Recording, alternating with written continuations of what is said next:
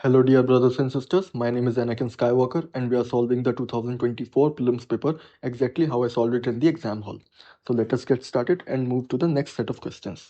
Okay, question number 71.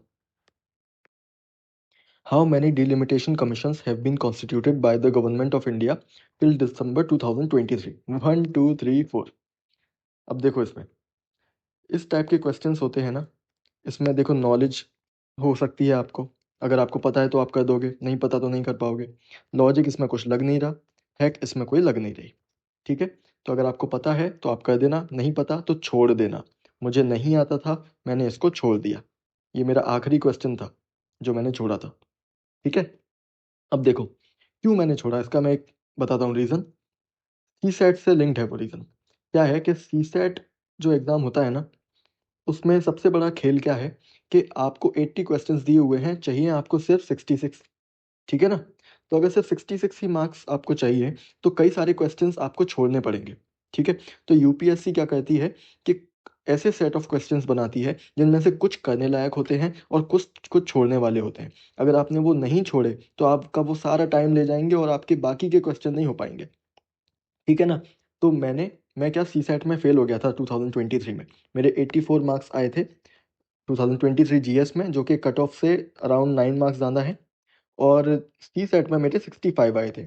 अब reason क्या, मैं पैनिक कर गया था, मतलब ऐसा नहीं कि मुझे आता नहीं था, पर मुझे दिक्कत हुई, वहाँ टफ पेपर मुझे दिखाई दे गया तो मुझे डर लग गया। और जो जीएस 1 का मैंने ब्रेक टाइम में मैंने उसके क्वेश्चंस मिला लिए थे आंसर की से, मतलब आंसर की नहीं, मैंने गूगल पर सर्च कर लिया था। तो मेरे जब बहुत सारे गलत हो गए तो ये सब चीज़ छोड़। तो क्योंकि सिर्फ 66 मार्क्स ही लेकर आने हैं, तो आपको यूपीएससी कुछ ऐसे क्वेश्चंस देती है जो कि आपको फंसा दें। मतलब आप उन क्वेश्चंस में टाइम वेस्ट कर दोगे और जो मेन क्वेश्चंस हैं जो कि आप कर सकते हो, इजी क्वेश्चंस हैं, उनको आप आइडेंटिफाई नहीं कर पाओगे और आपका पेपर छूट जाएगा। ठीक है ना, क्योंकि मार्क्स तो बहुत कम लेकर आने हैं पर कहीं आप फंस जाओ तो इसलिए मैंने कुछ पैटर्न्स देखे, तो कुछ क्वेश्चंस ऐसे होते हैं जो कि आपको छोड़ने होते हैं।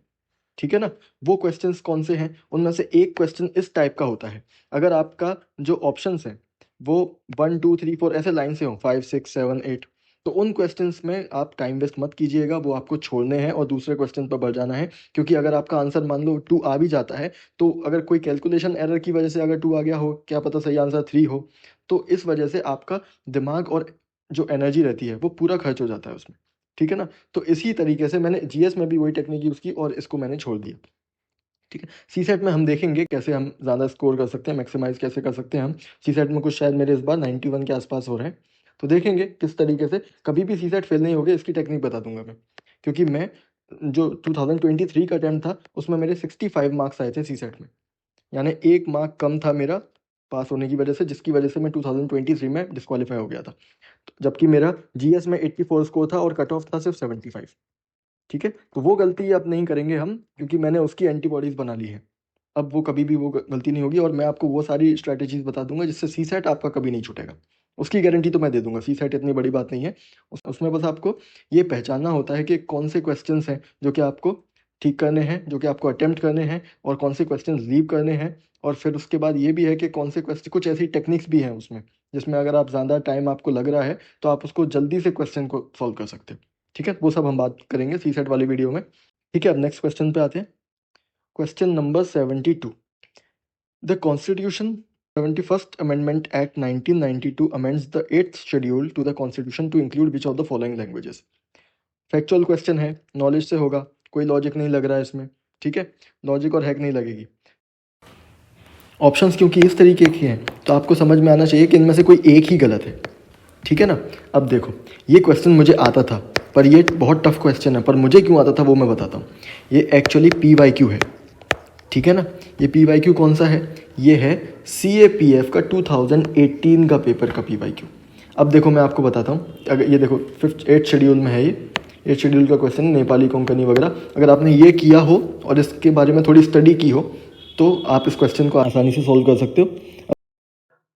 अब देखो एक्चुअली हुआ क्या कि यूपीएससी ने PYQ से क्वेश्चन पूछने शुरू किए। ये 2020-21 की बात है, जब बहुत ज़्यादा PYQ से एकदम सर्ज आया क्वेश्चंस में, तो सभी लोगों ने PYQ करने शुरू कर दिए।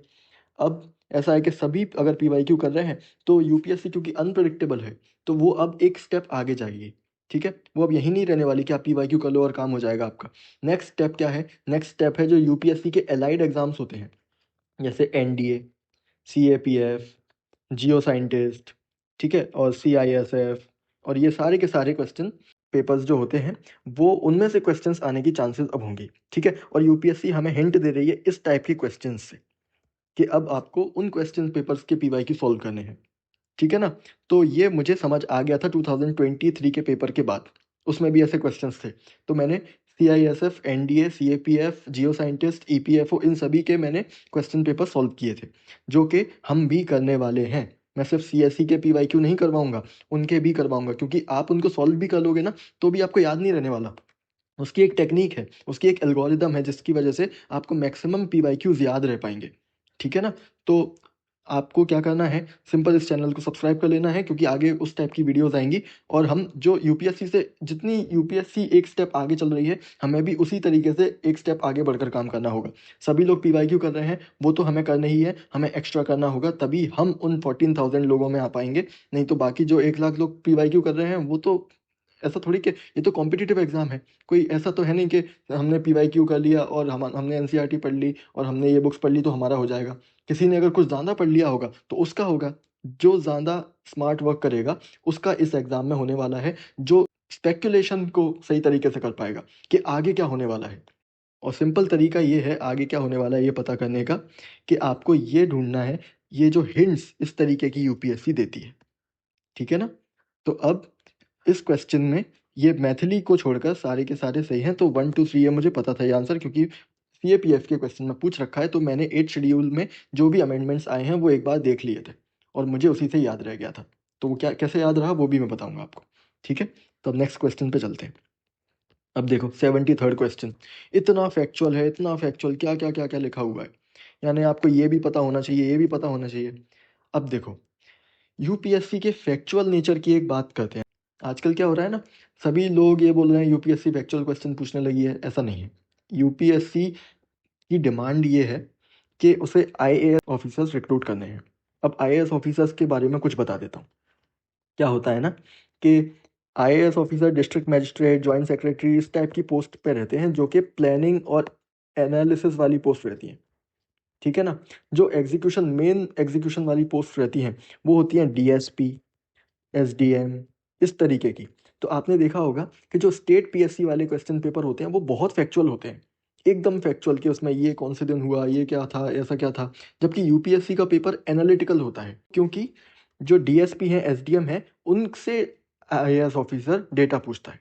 ठीक है, तो उनको डेटा पता होना चाहिए और आईएएस ऑफिसर उन डेटा को एनालाइज करता है, तो आईएएस ऑफिसर को एनालिसिस अच्छी तरीके से आना चाहिए। ठीक है ना? तो जो डेटा वाले क्वेश्चंस रहते हैं वो स्टेट पीएससी में ज़्यादा पूछे जाते हैं। ठीक है ना? तो ये वाला जो क्वेश्चन है ना, अभी सभी लोग डर जाएंगे और इनको रटने लग जाएंगे। ठीक है ना? पर ऐसी हज़ार ऑर्गेनाइजेशन है, किन किन को याद करोगे? तो आपको क्या करना है, सिंपल, बहुत ज़्यादा फैक्चुअल अगर हो रहा है ना, इसका मतलब यूपीएससी के ये अनएक्सपेक्टेड वाले कैटेगरी में आएगा। ठीक है? ये एक्सपेक्टेड क्वेश्चन नहीं है, इसमें क्या कोई लॉजिक लग रहा है? मतलब अगर आपको ये नॉलेज से हो भी रहा होगा तो आपको 2 आ जाएँगे, इसमें से 3 आ जाएँगे, पूरे चारों के लोग तो तभी आएँगे जब आपने एकदम ही रट रखे हों। और ऐसे क्या-क्या रटोगे? बहुत सारी चीज़ें रटने के लिए। ये अभी आ गया, अगले साल नहीं आएगा, अगले साल कुछ और आ जाएगा, फिर उसे रटने बैठोगे। ऐसा नहीं होता ना? तो केएलएच फॉलो करो, बस आपका काम हो जाएगा। नॉलेज में से नहीं हो रहा है इस क्वेश्चन, ठीक है। लॉजिक इसमें लग रहा है क्या? नहीं लग रहा। हैक क्या है? हैक है हमारी 4 का 2 हो जाता है। ठीक है? तो यही मैंने करके आगे बढ़ गया मैं और मेरा ये आंसर सही हो गया, +2 मिल गए मुझे। कुछ भी नहीं याद करना पड़ा, बस मुझे यूपीएससी का पैटर्न समझना पड़ा। ठीक है ना? और ये पैटर्न समझना किसी भी रोट लर्निंग से ज़्यादा इम्पोर्टेंट है, किसी भी रोट लर्निंग से ज़्यादा डिफ़िकल्ट है। ये पैटर्न समझना आसान काम नहीं है, वो तो मैं आपको बता दे रहा हूँ। मेरे 10-15 घंटे एक-एक दिन के गए हैं ये सब देखने के में। एक पेपर को बैठकर मैंने 8-10 घंटे तक सॉल्व किया है, हर दिन। जो 2023 का पेपर है ना, वो तो मैंने कम से कम 50-60 बार सॉल्व किया होगा, 50-60 बार। तब जाके मुझे समझ में आया कि किस तरीके से ये चीज़ें चलती हैं। तो मैं तो ये आपको एक चीज़ बता रहा हूँ कि आप किसी भी यूट्यूब चैनल पे जाके देख लो, कोई भी कोर्स खरीद लो, कुछ भी देख लो। इस चैनल से अच्छा एनालिसिस अगर आपको मिल जाए, कमेंट में उस चैनल का लिंक दे देना मुझे। ठीक है ना? मैं आपको पूरी तरीके से लॉजिकल तरीके से, मैंने कहा ना साइंटिफिक टेम्पर है इस चैनल पे, कुछ भी चीज़ ऐसे ही तुकबंदी में नहीं होगी। सब कुछ या तो स्टैटिस्टिक्स डेटा पैटर्न पे होगा, या फिर लॉजिक से होगा, या फिर नॉलेज से होगा। तो कहाँ से होगा? या तो पीवाईक्यू से, एनसीईआरटी से, या और भी कई सारे सोर्सेज हैं जिसकी हम बात करेंगे। ठीक है ना? तो इसका है ओनली 2। नेक्स्ट क्वेश्चन पे चलते हैं। Okay, which of the following statements are correct about constitution of India? देखो, लक्ष्मीकांत से डायरेक्ट क्वेश्चन है, ठीक है ना? बहुत फैक्चुअल क्वेश्चन, नीचे से पढ़ते हैं। Provisions related to the amendment of the constitution are given in part 20। अच्छा, ठीक है, अमेंडमेंट पार्ट 20 में है ये बोल रहे हैं। इमरजेंसी प्रोविजन पार्ट 18 में है ये बोल रहे हैं। और म्यूनिसिपैलिटीज पार्ट 9A में है ये बोल रहे हैं। अब देखो, मुझे ये तो पक्का पता था, ठीक है, और फिर इन दोनों में से मुझे ये वाला जो है इसका थोड़ा थोड़ा आइडिया था, पर ये वाला मुझे बिल्कुल नहीं पता था। ठीक है ना? एक्चुअली मैंने याद तो किए थे ये, पर मैं भूल गया था। ऐसा हो सकता है ना, सब चीज़ें तो याद नहीं रहती। तो इसका मैंने, ये क्वेश्चन मेरा गलत हो गया था। इसका मैंने शायद 1 एंड 3 क्लिक किया था, और आंसर है इसका डी। ठीक है, तो ये मेरा गलत हो गया, कोई बात नहीं, नेक्स्ट क्वेश्चन पे चलते हैं। पर ये नॉलेज वाला क्वेश्चन है ना, इसमें कोई लॉजिक नहीं लगेगा, इसमें कोई हैक नहीं लगेगी। ये लक्ष्मीकांत में मिलता है, आपको याद होना चाहिए। मैं भूल गया था तो कोई भी भूल सकता है, पर इन जनरल हमें ये लर्निंग लेनी है इस क्वेश्चन से, कि हमें याद होने चाहिए इस तरीके की चीज़ें। क्योंकि पार्ट्स तो है ना, 25 ही तो पार्ट्स हैं, एक बार याद कर लो। अच्छा, मैं लिस्ट बता देता हूँ क्या क्या चीज़ें आपको याद करनी है। फंडामेंटल राइट्स के आर्टिकल याद होने चाहिए, डीपीएसपी याद होनी चाहिए, फंडामेंटल ड्यूटीज़ याद होनी चाहिए, पार्ट्स याद होने चाहिए। ठीक है ना? और क्या है? अभी तो मुझे ये याद आ रहा है, आगे देखेंगे अपन क्या होता है फिर। ठीक है ना? चलो, 75th क्वेश्चन क्या है? Which one of the following statement is correct as per the constitution of India? ठीक है, नीचे से पढ़ेंगे। Corporation tax is state subject under the state list. पता नहीं, करेक्ट पूछा है ना? ठीक है, करेक्ट पूछा हुआ है। अब सी क्या है? Inter state quarantine is A union subject. Okay, ठीक है। Inter state migration is a state subject. Inter state trade and commerce is a state subject. अच्छा, इंटर स्टेट कोई भी चीज़ है, अगर दो स्टेट में के बीच में कुछ हो रहा है, तो वो उस एक स्टेट सब्जेक्ट कैसे हो सकता है? स्टेट सब्जेक्ट्स तो स्टेट के अंदर वाली चीज़ों में होगा ना। दो स्टेट के बीच में कुछ हो रहा है तो वो तो यूनियन सब्जेक्ट होगा, क्योंकि सारे स्टेट्स का ख्याल तो यूनियन रखता है। तो स्टेट्स के बीच में जो भी हो रहा है वो यूनियन सब्जेक्ट है। ठीक है, तो इंटर स्टेट ट्रेड जो है वो ये बोल रहे हैं स्टेट लिस्ट में, तो ये गलत हो गया। इंटरस्टेट माइग्रेशन स्टेट लिस्ट में है, ये गलत हो गया। इंटरस्टेट क्वारंटीन यूनियन लिस्ट में है, ये सही हो गया। और कॉरपोरेशन टैक्स स्टेट लिस्ट में है। अब कॉरपोरेशन टैक्स जो इंडस्ट्री वगैरह रहती है वो स्टेट लिस्ट में कैसे होगा? यूनियन लिस्ट में होगा ना। ये सारे जो अंबानी जी हैं, अडानी जी हैं वगैरह, वो यूनियन को टैक्स देते हैं। ठीक है, तो इंटरस्टेट क्वारंटीन ये वाला इसका सही आंसर है। लॉजिकल क्वेश्चन है, अगर आपको नहीं कोई पता तो इतना तो आपको लॉजिक होना चाहिए कि इंटर स्टेट जो चीज़ें हैं वो यूनियन देखता है। ठीक है ना? अब नेक्स्ट क्वेश्चन पे चलते हैं। बहुत सिंपल क्वेश्चन, पीवाईक्यू में बार बार बार बार पूछा गया है। राइट टू प्राइवेसी कौन से आर्टिकल में है? राइट टू प्राइवेसी आर्टिकल 21 में है। ठीक है ना? ये 2021 में भी पूछा था प्रीलिम्स पीवाईक्यू में। हम देखेंगे जब पीवाईक्यू, तब आपको बताऊंगा मैं। तो आर्टिकल 21, ये क्वेश्चन बहुत रिपीट होता रहता है। तो अब नेक्स्ट क्वेश्चन पे चलते हैं। What are the duties of CDS as the head of department of military affairs? ठीक है, नीचे से third statement, principal military adviser to the defence minister on all tri service matter. Advice तो दे ही सकता है ना? देखो, ये है चीफ है डिफेंस स्टाफ के, तो ये प्रिंसिपल होंगे, मतलब मेन एडवाइजर यही होंगे डिफेंस के। कोई भी इसमें ऐसी बात नहीं कह रहा जो कि शॉक कर दे, जो इलॉजिकल लगे। हाँ, एडवाइस देते होंगे वो डिफेंस मिनिस्टर को, तो ये ठीक है। Exercise military command over the three service chiefs. अच्छा, देखो, सीडीएस बहुत न्यूज़ में था, ठीक है ना, क्योंकि सीडीएस हमारे बिपिन रावत जी हैं, उनकी डेथ हो गई थी, और सीडीएस अभी नई पोस्ट भी है। ठीक है ना? तो इस वजह से ये क्वेश्चन में बार बार ये चीज़ डिफाइन की गई थी कि ये एक्सरसाइज, मतलब मिलिट्री कमांड पे एक्सरसाइज नहीं करेंगे ये। ठीक है ना? ये उनके सपोर्ट के लिए होंगे, ये एक ब्यूरोक्रेटिक चैनल है। सभी मिलिट्री,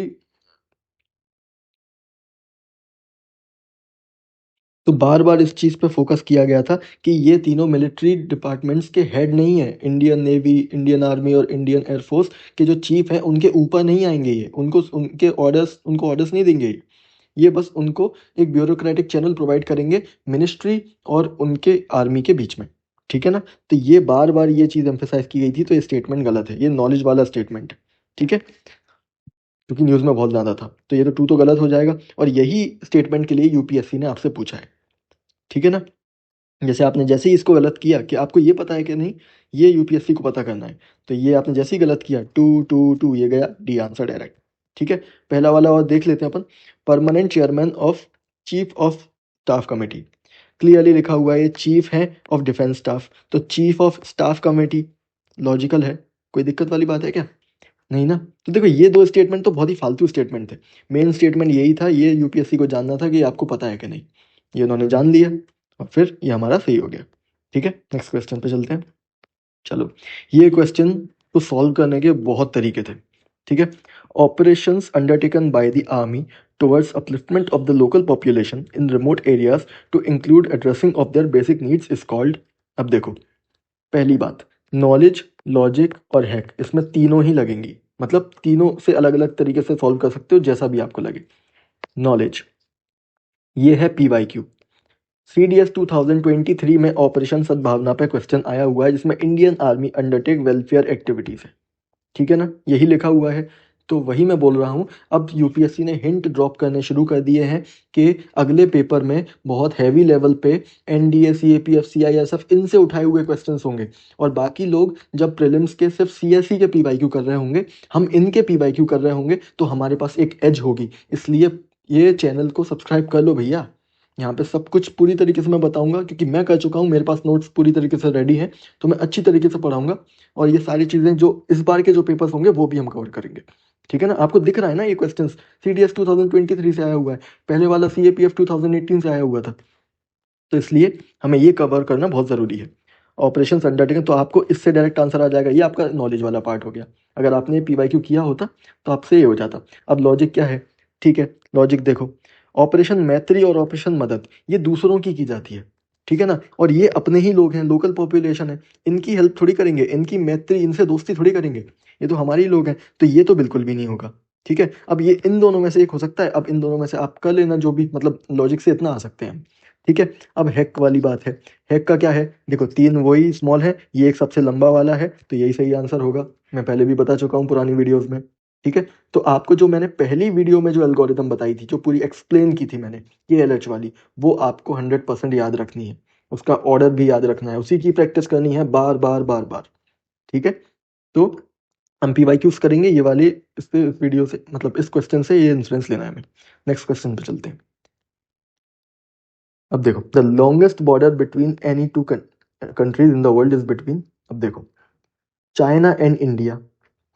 चाइना एंड इंडिया में पहली बात तो इंडिया और बांग्लादेश की सबसे लंबी बॉर्डर है, तो इंडिया चाइना की कैसे होगी, ठीक है? तो ये तो बिल्कुल गलत हो गया। फिर कजाकिस्तान एंड रशियन फेडरेशन, अब ये रशिया का आपने मैप देखा होगा, कजाकिस्तान की बॉर्डर इतनी भी बड़ी नहीं है कि वो सब वर्ल्ड की सबसे ज़्यादा बड़ी हो, मतलब ठीक है बड़ी होगी पर इतनी ज़्यादा नहीं। चिली और अर्जेंटीना और कनाडा और यूएसए, इनमें मुझे डाउट था, मैं 50% पे यहाँ पे पहुँच गया था, ठीक है? तो फिर उसके बाद मुझे नहीं समझ में आ रहा था, तो मुझे हैक लगानी पड़ी। हैक क्या है कि 3 छोटे और एक ये बिल्कुल ही बड़ा, तो इसको सही हम मान लेते हैं, ठीक है? तो ये मैंने रिस्क लिया, ठीक है ना? पर मैंने आपको बताया ना, इस तरीके से मैंने 6 क्वेश्चन सॉल्व किए हैं, 4 मेरे सही हैं, 2 मेरे गलत हैं, ठीक है? शायद मैं अंडर एस्टिमेट कर रहा हूँ, मैंने 1-2 क्वेश्चन और किए थे, 8 में से शायद 5 सही हो गए होंगे, ठीक है? तो अभी हम देखते हैं, पर इसमें आपको हैक ध्यान रखना है, ठीक है ना? अब next question, which of the following statements about the ethics committee in the लोक सभा आर करेक्ट? ओके, चलो नीचे से पढ़ते हैं। This committee cannot take up any matter which is sub judice, ठीक है? ये मेरे कई दोस्तों का गलत हुआ ये क्वेश्चन, मतलब गलत तो मेरा भी हुआ, पर फिर भी मेरा लॉजिक इतना गलत नहीं था। पहला, this committee cannot take up any matter which is sub judice, ठीक है? ये बहुत ही लॉजिकल स्टेटमेंट है और बहुत ही नॉलेज वाला स्टेटमेंट भी है कि अगर कोई केस कोर्ट में चल रहा है तो कोई मीडिया उसके बारे में बात नहीं कर सकती और ना ही कोई कमेटी उसे ले सकती, मतलब उससे फिर छेड़खानी नहीं होगी अगर कोई केस कोर्ट में चल रहा है तो, ठीक है ना? पर लोगों ने एनी देखा और उन्होंने इसको गलत मार्क कर दिया कि ये तो एक्सट्रीम स्टेटमेंट है, तो उन्होंने डायरेक्ट इसको गलत कर दिया, डायरेक्ट आंसर आ गया।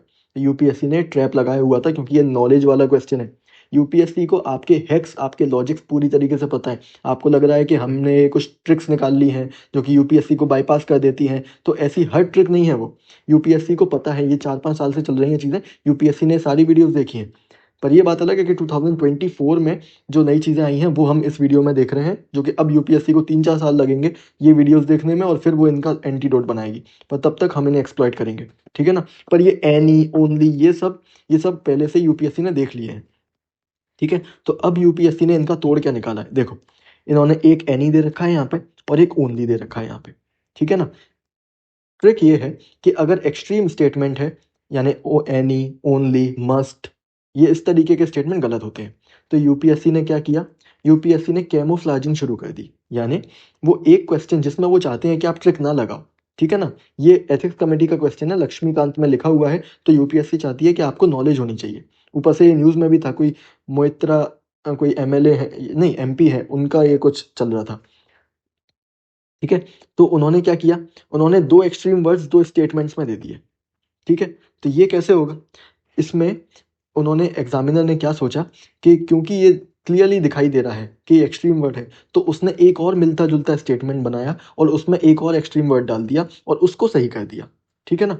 जब भी कोई भी दो डेटा होंगे, जो कि दो स्टेटमेंट में दो डेटा दे रखे हैं, तो उनमें से एक सही एक गलत होगा, कोई सा भी एक सही एक गलत हो सकता है, पर एक सही और एक गलत ही होगा, ठीक है। अभी उन्होंने दो स्टेटमेंट में दो एक्सट्रीम वर्ड्स दे रखे हैं, तो इनमें से एक सही होगा और एक गलत होगा, कोई सा भी एक सही एक गलत हो सकता है, ठीक है ना।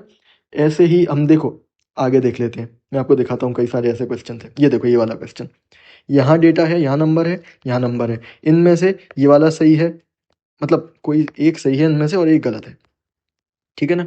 आगे देखेंगे, ये क्वेश्चन हम सॉल्व करेंगे ना, तब मैं आपको बताऊंगा, और ठीक है। फिर उसके बाद ये देखो, यहाँ पे इन्होंने दो डेटा दे रखे हैं, ये वाला और ये वाला, इनमें से देखो ये वाला गलत है, ये वाला सही है, ठीक है ना। तो ऐसे ही उन्होंने अब कैमोफ्लेजिंग शुरू कर दी है कि वो दो एक जैसे मिलते जुलते ट्रिक लग रही है, जिसमें वो वाले स्टेटमेंट्स देते हैं और उनमें से एक सही एक गलत होता है, क्योंकि गलत वाले को छुपाने के लिए देते हैं वो, ठीक है ना। तो हमारा ये वाला सही हो गया और ये वाला हमारा स्टेटमेंट गलत है, ठीक है। तो इनमें से ये गलत, ये सही, और ये initially it was an ad hoc committee, ये होगा, मतलब इतना कुछ हमने पढ़ा तो नहीं है, पर ये इसकी डिमांड क्वेश्चन की ये है कि आपको ये वाली बात पता है कि नहीं। Only a member of Lok Sabha can make a complaint relating to unethical conduct of member of the Lok Sabha, ये स्टेटमेंट इसका गलत है। अब मैंने कुछ गलत सोच लिया और मैंने उस टाइम पे जल्दबाजी में इसको कोई सिली मिस्टेक से गलत कर दिया, ठीक है ना। इसमें आंसर 1 और 3 है, जबकि मैंने शायद इसका मैंने 2 और 3, हाँ मैंने क्या गलती की थी, मैंने ये सोचा कि ये एडहॉक कमेटी नहीं होगी, तो मैंने 1 को गलत कर दिया था, तो आंसर मेरा आ गया 2 और 3, जो कि गलत है। इसका आंसर है सी, ठीक है ना। तो इस वीडियो में हमने बहुत कुछ सीख लिया, तो आपको ऐसे ही अब आगे भी कई सारे क्वेश्चंस जो मिलेंगे, उसमें से हम कई सारी चीज़ें सीखेंगे, जिससे आपको 2025 में हेल्प मिलेगी, ठीक है ना। 2025 को अगर आपको क्लियर करना है, तो 2021, 22, 23, 24 इन 4 पेपर्स का एनालिसिस आपको बहुत ज़्यादा ज़रूरी है, ठीक है। अब ऐसा करो कि ये वाला जो क्वेश्चन है उसको आप सॉल्व करो और इस क्वेश्चन का आंसर मुझे बताना कमेंट सेक्शन में, ठीक है ना। अच्छा, तो एक बात हमारे सब्सक्राइबर, आई होप उन्होंने सब्सक्राइब किया हुआ है, रविंद्र बिश्नोई जी ने पूछी थी कि सर आपने बताया कि आपका नाम एनाकिन स्काईवॉकर है, is it your real name और taken from any action movie of Hollywood. Sir this is not my real name, this is a character from Hollywood series Star Wars. अब ये मैंने क्यों ये पर्सोना लिया है, क्योंकि स्टार वॉर्स मूवी में ये द चोजन वन है जिनको चूज़ किया गया है। इन सिंपल वर्ड्स बताऊं तो भगवान ने इनको चूज़ किया है ईविल को ख़त्म करने के लिए, ठीक है ना। और मैंने अपना असली नाम इसलिए नहीं बताया हुआ है क्योंकि ये मैं कोचिंग इंडस्ट्री के अगेंस्ट कर रहा हूँ, तो मुझे पर्सनल अटैक्स नहीं चाहिए ना, क्योंकि कोचिंग इंडस्ट्री एक बहुत बड़ी इंडस्ट्री है, उनके अगेंस्ट जाना इतना ज़्यादा आसान तो होगा नहीं। तो मैं कोशिश कर रहा हूँ कि मैं अपनी आइडेंटिटी एनोनिमस रखूँ, ताकि मुझे पर्सनली कोई प्रॉब्लम ना हो और मैं सभी लोगों की हेल्प कर पाऊँ, ठीक है। वापस आ जाते हैं, फिर हम नेक्स्ट वीडियो में मिलेंगे, ठीक है। और सब्सक्राइब करना ज़रूर मत भूलना। नहीं तो वीडियो मिस हो जाएंगी, चैनल खो जाएगा और फिर आपको नहीं मिलेगा जो भी एनालिसिस मैं करवा रहा हूँ। ठीक है, तो आपको क्या करना है, लाइक करना है, कमेंट में इसका आंसर लिखना है और फिर सब्सक्राइब करना है। ठीक है ना? Thank you very much, Anakin Skywalker signing off. मिलते हैं नेक्स्ट वीडियो में। Live long and prosper.